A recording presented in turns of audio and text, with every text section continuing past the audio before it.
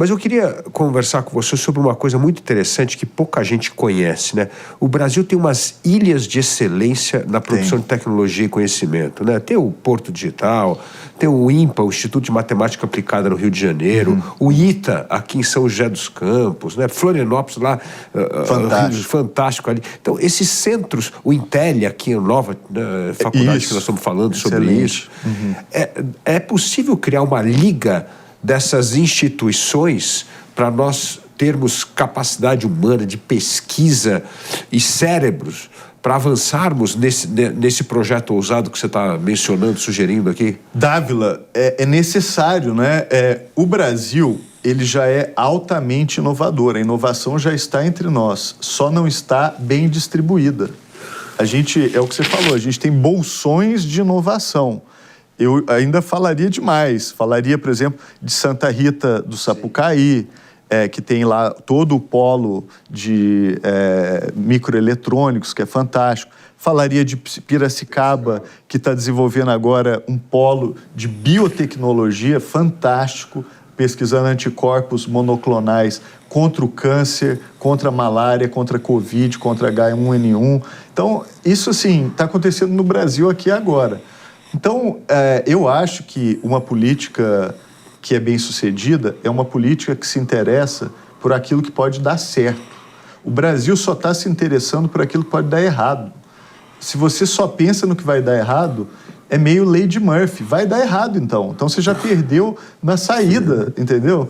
Eu quero sair para jogar achando que eu vou ganhar. Eu não quero sair para jogar achando que eu já perdi o jogo, você entendeu? Então, assim, pensar esses recursos, essas capacidades de inovação que o país tem de forma construtiva, unindo os pontos, como você muito bem falou, construindo capacidade para treinar um grande modelo de inteligência artificial no Brasil, por exemplo, a partir de um consórcio internacional para compra de chip. Isso é ser ousado, você entendeu? Vale citar também a Embraer, né? Embraer que você vai na China, você voa com o jato da Embraer. Você vai no Canadá, você voa com o jato da Embraer. Estados Unidos, a mesma coisa. Embraer está desenvolvendo agora um veículo elétrico de decolagem vertical, o eVTOL, uma empresa que é um spin-off deles. Também o mundo inteiro está de olho. Você olha e o potencial econômico daquilo é gigantesco. Então, eu acho que, assim, capacidade de inovação não nos falta. A gente precisa pensar infraestrutura para inovação e uma capacidade de articulação que se interesse por aquilo que pode dar certo. Então, eu gostaria que a nossa lei de IA fosse assim, é uma lei que olha e se interessa pelo que pode dar certo. Mas, infelizmente, ela está, vamos dizer, matizada, né, enviesada para só olhar para aquilo que pode dar errado. Tem que olhar para o que dá errado, é claro, mas ele não pode ser o carro-chefe e nem pode ser a única coisa. Eu acho que você tem que lidar com as duas coisas ao mesmo tempo. Você tem que jogar no ataque, porque você quer ganhar o jogo, e, claro, tem que cuidar da defesa ali também, mas você não pode ter um time só de zagueiro.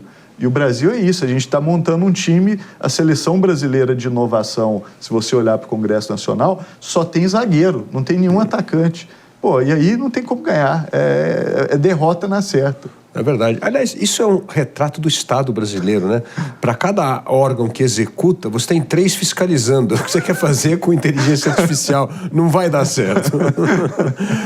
Mas é muito bom essa sua visão otimista da oportunidade que o Brasil tem e como o Brasil pode se posicionar bem nesse tabuleiro da inteligência artificial de uma forma aproveitar 2 grandes coisas, né? Por exemplo, essa questão dos chips, como você está dizendo, e a questão da geração de energia limpa para nós podermos estar no epicentro da evolução da inteligência artificial, ao invés de ser apenas um consumidor, né? Exato. Agora, é possível que nós tenhamos políticas estaduais e locais com essa vocação e aí quase que isolar o Estado ou uma região de Brasília? É possível que isso ocorra? Dávila, o Brasil é um país federalista. Isso é fantástico, porque o Brasil, a gente usa muito mal o nosso federalismo. Se a gente olha para países que têm dado um salto nos últimos anos, são países que adotaram uma experimentação regional.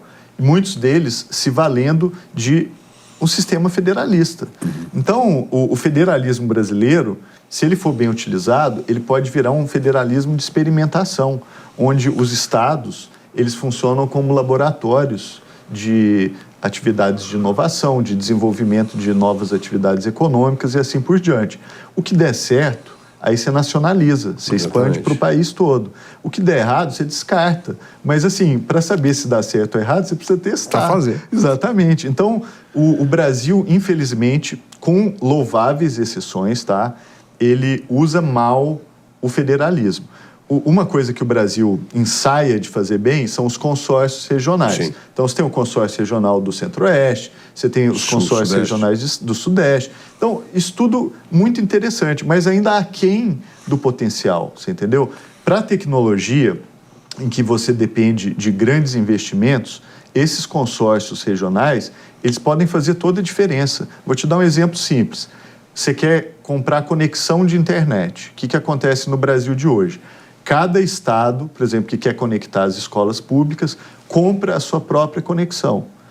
Isso faz com que cada estado pague muito mais caro pela conexão e muitas vezes tem que comprar 2 vezes, porque o seu estado vizinho, ele também tem que comprar a mesma conexão. Se você juntasse os estados num consórcio, e você fizesse uma rede de fibra ótica em torno de todos eles, você teria conexão de primeira qualidade, de altíssima velocidade, 10 vezes mais barata do que se você tivesse que comprar individualmente.